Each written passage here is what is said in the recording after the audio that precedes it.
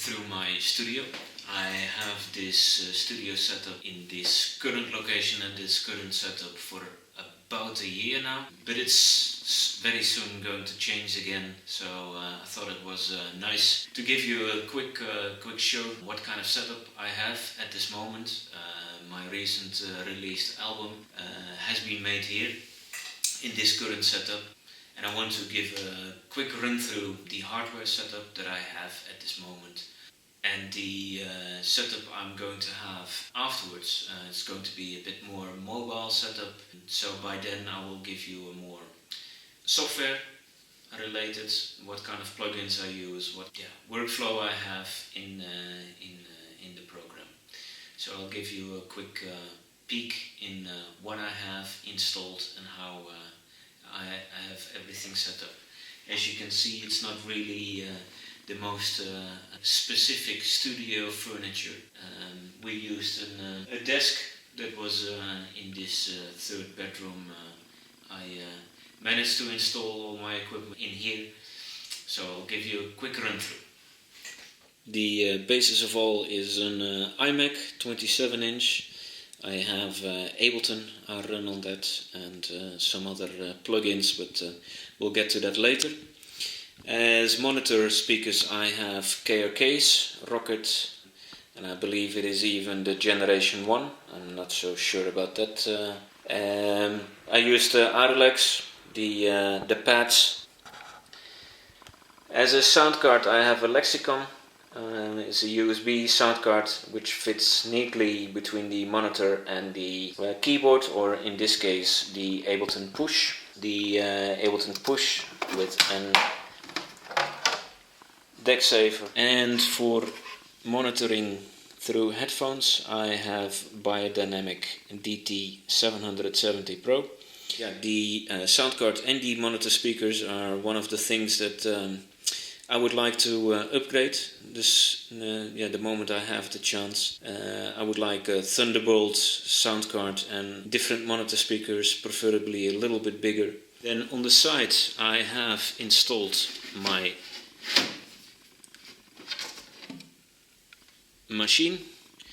I use that mainly to create top loops and to add a bit of variation in percussion sound. And below the Maschine, without a fancy deck saver, I have a bit of Tupperware.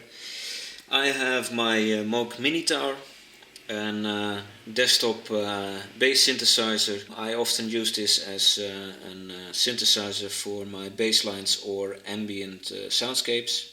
Below that is my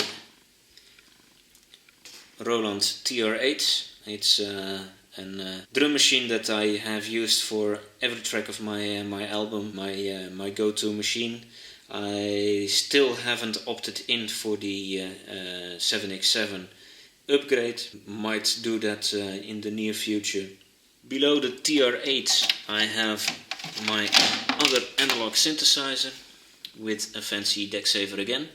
This is my Arturia Minibrute. It is an excellent machine. I've made one track made completely with this machine, so I made even the kick drums, the percussion, snares, everything was made with this machine, recorded and then made into a track. Excellent piece of gear as well. And there is quite a different piece of gear, but quite essential, especially for the hot days.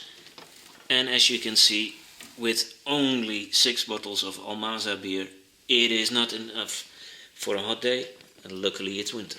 One thing I touched on briefly before is this Ableton Push. It is the centerpiece of my setup. I have the first version of the Push, didn't see any advantage to upgrade to the Push 2. It looks fancy though, but can still do the trick with this one. It's my basic part of the setup. I also use it for the volumes, the mixing. I prefer to have faders, but so far, as you can see, I don't have the space to put up an extra controller. So far, the Ableton Push is doing the trick as well. So that is the rough setup I have here with all the gear set up. And then there is another part. I have these fancy flight cases, obviously provided by Tone Control. And I have here two microphones not currently plugged into my sound card. Whenever I need, I have an AKG condenser microphone, and I have a Røde M3 microphone. So my DJ setup is with 2 times the Pioneer XDJ 1000.